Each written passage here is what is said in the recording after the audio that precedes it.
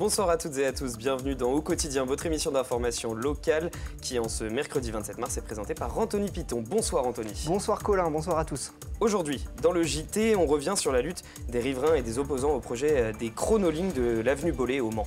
Ils n'en démordent pas, ils veulent sauver les arbres qui seront abattus lors des travaux. Avec nous, le représentant du collectif de défense des 200 arbres de l'avenue Bollée, Jean-François Devins. Et puis dans la suite, on parlera de l'autisme avec Daniel Lescave, le vice-président de l'association Éclaircie Autisme Sarthe. Il organise samedi une journée de sensibilisation à ce handicap qui touche près de 8500 enfants en Sarthe. Ça, c'est le programme pour 18h45, mais avant ça, place à l'actu.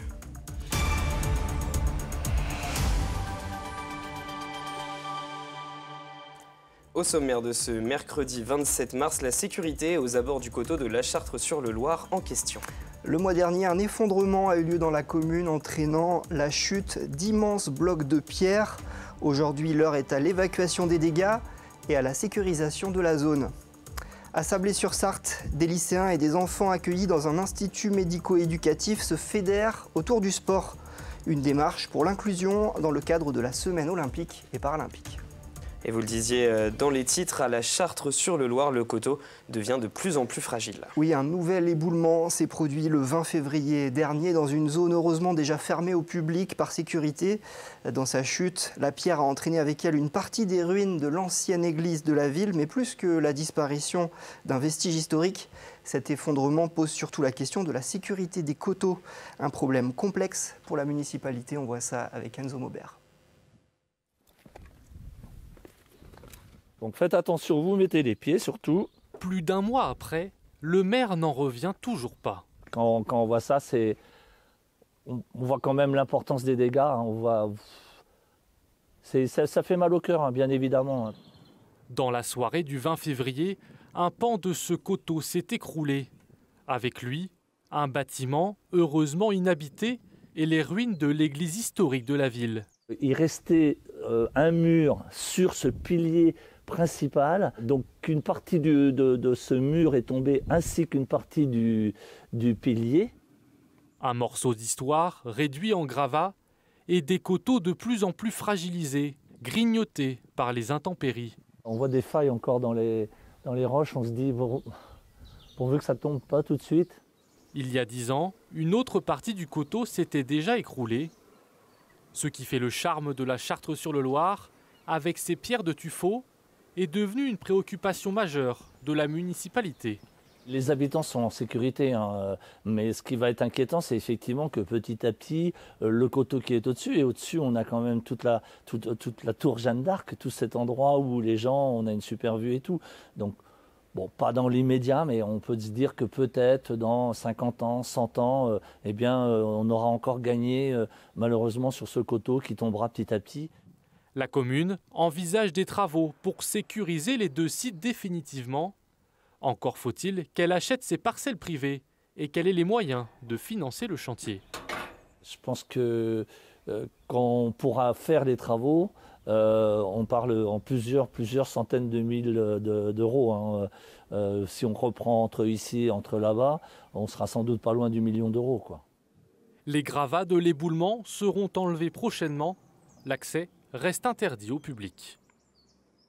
Le château du Haut-Buisson ne sera pas classé monument historique. Ainsi en a décidé la DRAC, la Direction régionale des affaires culturelles. Cette ancienne propriété d'une princesse de Monaco située à Chéréo n'obtiendra pas la reconnaissance de monument historique. Des travaux de rénovation sont en cours dans cet édifice du 19e siècle, suite à une aide de 290 000 € de la Fondation du patrimoine et à une autre de 500 000 € de la Principauté de Monaco. Une nouvelle mobilisation des urgences de l'hôpital du Mans ce vendredi. Médecins, aides-soignants, infirmiers, c'est tout le personnel du service qui continue le mouvement de grève initié il y a un mois. Il prévoit de se rassembler vendredi à 14 h devant le bâtiment Fontenoy du CHM où aura lieu le conseil de surveillance de l'établissement. Le personnel dénonce toujours, vous le savez, la paralysie du service des urgences liée à la forte hausse des patients relevant de la psychiatrie. Au Mans, le projet de boulodrome couvert est finalement abandonné. En décembre 2022, la ville du Mans présentait pourtant les plans et les esquisses du bâtiment qui devait voir le jour dans le quartier Clersigny pour un budget chiffré à 2 300 000 €. Mais changement de cap, puisque le comité départemental de pétanque a changé d'avis. Le boulodrome en projet n'est pas assez grand pour accueillir un championnat de France et nécessite aussi un plus grand parking. Un nouveau projet doit donc être étudié ailleurs et pris en charge par Le Mans Métropole. Allez, on vous amène un peu de bonnes ondes à Sablé-sur-Sarthe. L'escrime rassemble des lycéens et des jeunes en situation de handicap. Oui, c'est dans le cadre de la 2e semaine olympique et paralympique. Lycéens et jeunes de l'IME de Solesmes se regroupent autour d'activités sportives. Ce mercredi, c'était escrime, l'occasion de découvrir une activité, mais aussi de prôner l'inclusion par le sport. Colin Ancel. Est-ce que t'es bien là? C'est bon? Allez, vas-y, tu peux t'avancer vers l'épée. À Sablé-sur-Sarthe, l'inclusion passe par le sport. Ce mardi matin, l'escrime regroupe une dizaine de lycéens et une dizaine d'enfants de l'IME de Solesmes. Tous s'essaient à une discipline encore méconnue. Pour eux, c'est un sport nouveau qu'ils n'ont jamais pratiqué et vraiment de s'y immerger complètement avec une tenue, avec l'épée, sur des pratiques vraiment adaptées. Et non, ils se sont vraiment plu et on le voit à la sortie où ils sont tous souriants, ils en parlent. Ah, franchement, j'aime bien, c'est cool. On s'amuse et c'est drôle. Moi, je pense que je me débrouille bien pour l'instant. Pour la première fois, je pense que je me débrouille pas mal. Pourquoi? Parce que je touche 4 fois à peu près à chaque fois. Face à eux, des lycéens de la filière d'aide à la personne.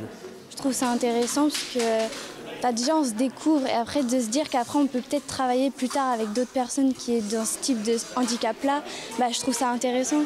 Pour moi ça change rien, ils sont comme nous, c'est pas parce qu'ils ont un handicap que ça a changé quelque chose. C'est exactement l'objectif prôné par cette semaine olympique et paralympique. Et malgré les Jeux qui ont lieu cet été, l'événement devrait continuer ces prochaines années. La réflexion qu'on se fait, c'est que pour nos élèves, en tout cas, c'est de plus en plus naturel d'avoir ces jeunes de l'IME avec eux, de faire en sorte que ce soit des pratiquants comme les autres. Une fois le casque paré, l'arme connectée, l'esprit est ailleurs, porté sur la compétition. Les jeunes combattent sans différence. Là, on est dans l'intégration complète. Il n'y a plus de je suis bien, je suis pas bien, je suis handicapé, je suis pas handicapé, je suis grand, je suis petit, je suis une fille, je suis un garçon. Il n'y a plus ça. Toutes les règles sociales, elles sont enlevées pour les règles sportives qui est je combats quelqu'un d'autre que je vais respecter et je vais m'amuser.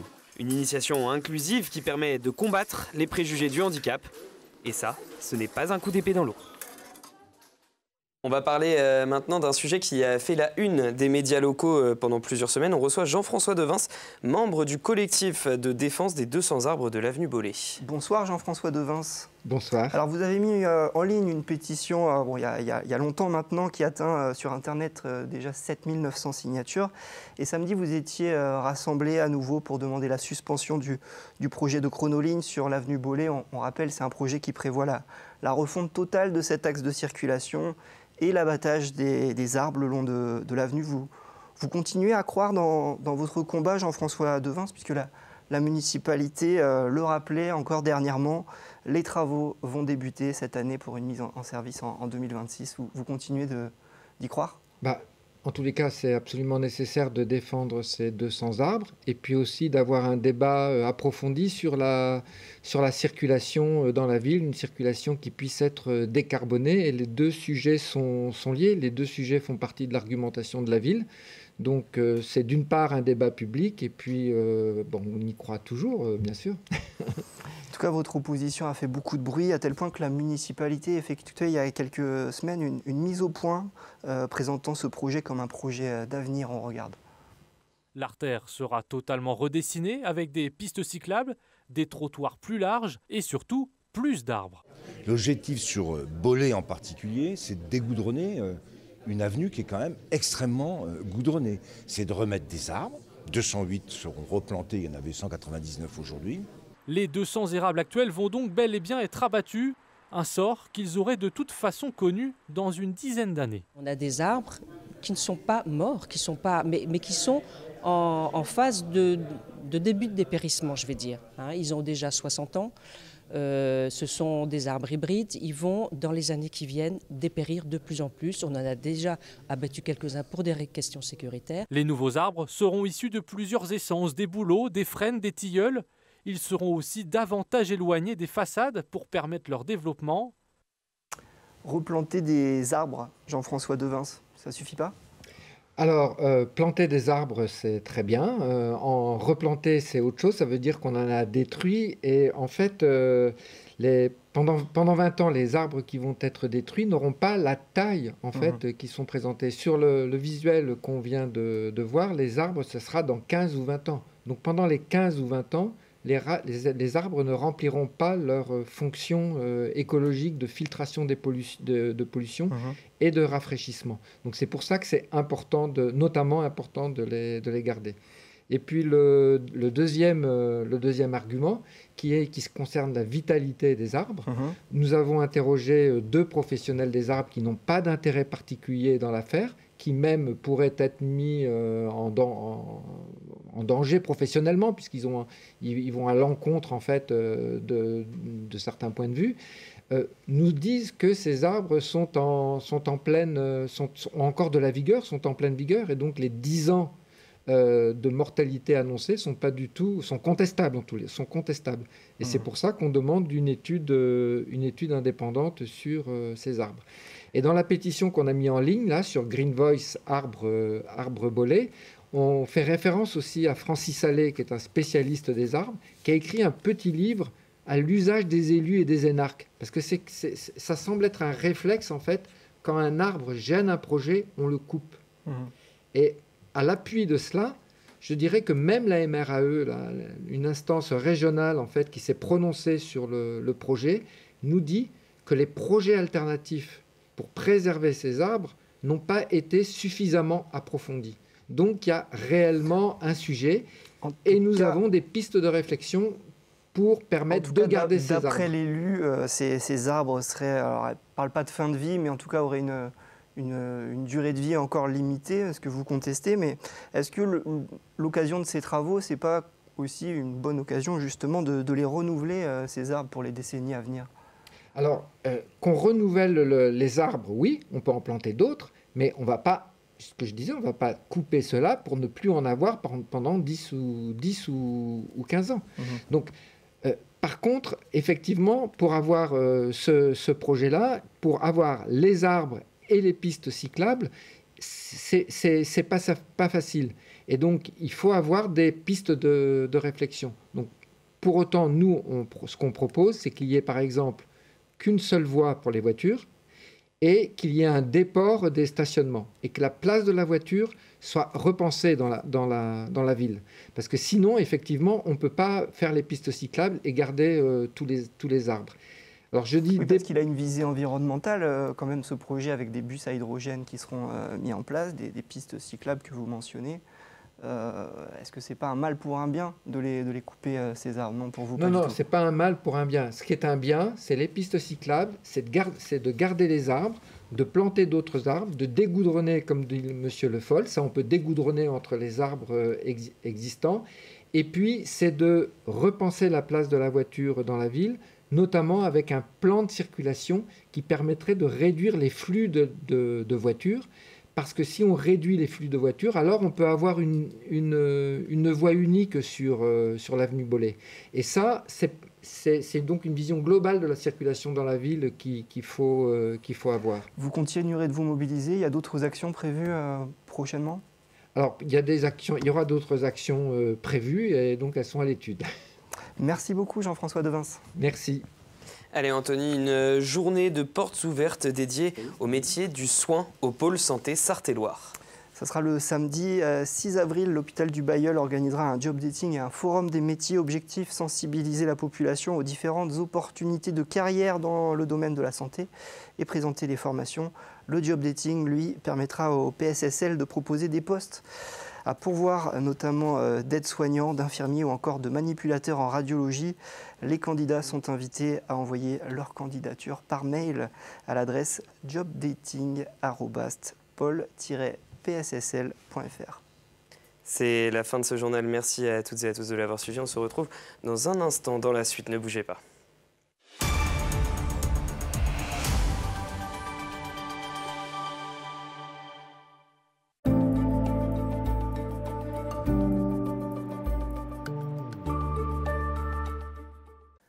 Bonsoir messieurs, dames, ravi de vous retrouver pour ce nouveau bulletin météo. Merci les amis d'être de plus en plus nombreux chaque jour à nous regarder sur LMTV Sarthe. Alors malheureusement, côté ciel, c'est loin d'être ça avec ce temps qui restera encore assez perturbé. Vous le voyez à l'image de cette carte.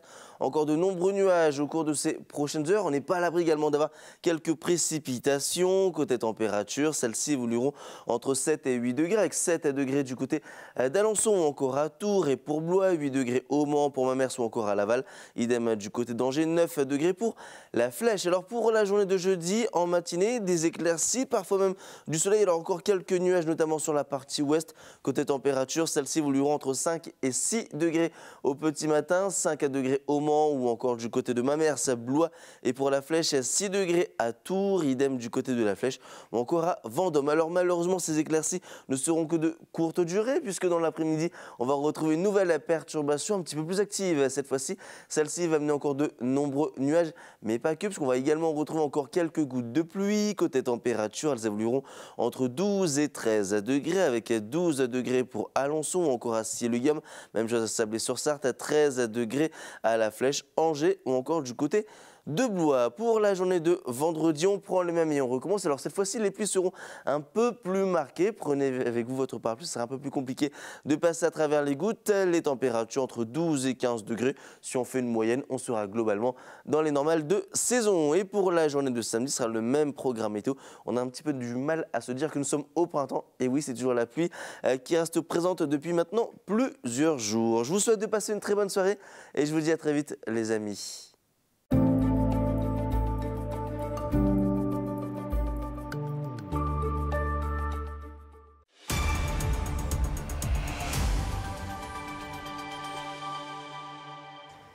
Bienvenue sur LMTV Sarthe si vous nous rejoignez et bienvenue dans la suite. On commence avant de rejoindre notre invité par faire un point sur la qualité de l'air dans notre département. Et depuis quelques jours, on vous en parlait, le littoral de la région a été touché par des masses d'air chargées en ozone. Et ce jeudi, ces concentrations se propageront. Et vous le voyez, la qualité de l'air sera dégradée sur une partie du département, d'où cette couleur jaune. Et à noter également que la Sarthe est placée en vigilance jaune pour ce jeudi, pour les orages, mais aussi pour les vents violents. Faites donc bien attention à vous. Bonsoir Daniel Lescave. Bonsoir. Vous êtes le vice-président de l'association Éclaircie Autisme Sarthe. Vous organisez samedi 30 mars une journée de sensibilisation à l'autisme. Ça sera salle de quartier Barbara de 11h30 à 17h30. Et derrière cette journée, l'idée de présenter des solutions pour les familles, pour aider à améliorer le quotidien des autistes. Quel est le programme exactement de cette journée que vous préparez ? La première raison, c'est d'essayer de rassembler toutes les personnes qui sont concernées par l'autisme pour qu'elles puissent se rencontrer, qu'elles puissent échanger, voilà, de façon à ce que ce soit plus facile pour elles de voir ce qu'il est possible de faire pour leur enfant ou leurs enfants, parce qu'il y en a malheureusement qui ont plusieurs enfants autistes. Voilà, c'est ça le but, hein. Et puis, accessoirement, on va présenter 3 ateliers. Un atelier qui permet la communication alternative augmentée, hein, qui permet ce genre de... Alors, des pictogrammes, des vidéos, simplement un échange de paroles, si vous voulez, autre chose que ce qui se passe au quotidien pour un enfant neurotypique, on va dire. Voilà. Et puis le deuxième atelier, c'est sur l'hygiène bucco-dentaire. D'accord. Alors déjà en France, l'hygiène bucco-dentaire, c'est très compliqué, on est très en retard. Mais alors pour les autistes, c'est encore beaucoup plus compliqué, parce qu'ils ont des problèmes sensoriels. Souvent, ils ont du mal à supporter qu'on se brosse les dents, etc., etc. Donc on va leur expliquer ce qu'il est possible de faire, comment on peut le faire. Et puis, on va leur proposer des outils gratuitement, hein, justement. Par exemple, plutôt que de se brosser les dents d'une manière classique pendant 3 minutes, parce que c'est le temps normal, on a aujourd'hui des brosses à dents 3 têtes qui permettent de diviser par 2 le temps de brossage. C'est-à-dire, au lieu de faire devant, à l'intérieur, dessus et la même chose en bas, on fait un passage dessus et hop, un passage dessus. Donc autant d'ateliers qui permettront d'améliorer le quotidien, l'objectif, c'est etc. de les sensibiliser et de leur permettre d'acquérir des outils et aussi, bien sûr, une nutrition adaptée, parce que l'ennemi numéro 1, c'est le sucre. Hein. Et on va leur expliquer pourquoi et comment. Et l'objectif, surtout, vous le disiez, c'est d'échanger autour notamment des difficultés que rencontrent ces familles. À quelles difficultés, d'ailleurs, sont confrontées les familles? Elles sont confrontées à des tas de difficultés, beaucoup de difficultés. Alors, la première difficulté, c'est un manque de reconnaissance et puis surtout un manque de possibilités de prise en charge. Il n'y en a pas assez. Hein. Il y a deux types de prise en charge. Il y a les premières prises en charge dans des établissements spécifiques. Et là, c'est 5 ans d'attente.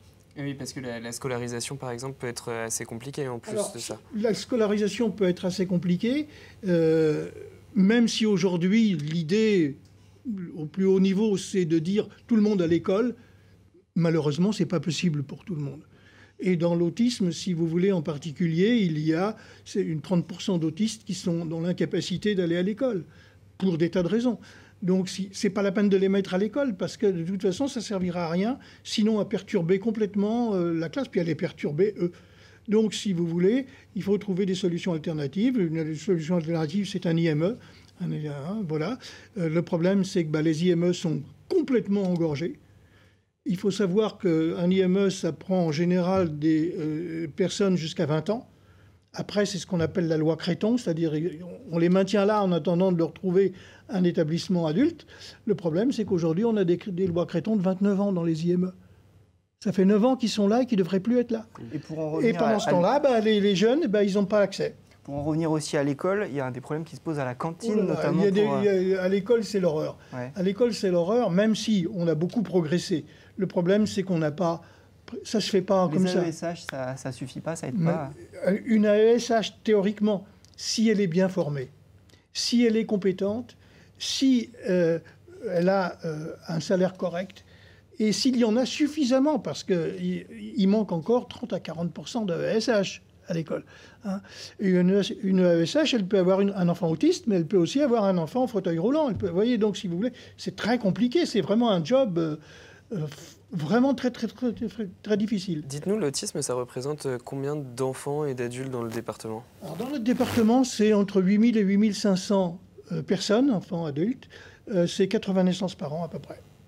Hein. En France, c'est entre 1 million et 1 million 100 000. Le problème aujourd'hui que nous avons avec ce qu'ils sont en train de mettre en place, c'est qu'on est en train de noyer l'autisme. L'autisme est un trouble du neurodéveloppement, TND. Le problème, c'est que c'est vraiment quelque chose de très particulier, très spécifique, avec des prises en charge vraiment très particulières. On ne prend pas une personne autiste en charge comme on prend un dyslexique ou un dysphasique. Et le problème, c'est qu'on les a noyés. Il y a en France 10 millions de personnes TND. Si vous y rajoutez 1 million d'autistes, ça fait 11 millions. C'est-à-dire qu'il y a 1 million qui sont noyés dans les 11 millions. Et on ne fait plus le boulot qu'on devrait faire. Merci beaucoup d'être venu sur notre plateau. On rappelle que c'est samedi à la salle Barbara, la salle Barbara. De 11h30 à 17h30. Voilà, on a même des députés qui vont venir pour se renseigner et puis apporter éventuellement une contribution parce qu'on a besoin de faire remonter tout ça au plus haut niveau, hein, c'est normal. Hein. Et il y a encore beaucoup de travail, hein, je peux vous dire. Merci beaucoup, Daniel Lescave. Avec plaisir. Allez Anthony, on joue cette semaine, on vous fait gagner vos entrées pour le salon Le Mans Auto Rétro les 6 et 7 avril au centre des expositions du Mans. Regardez la question du jour.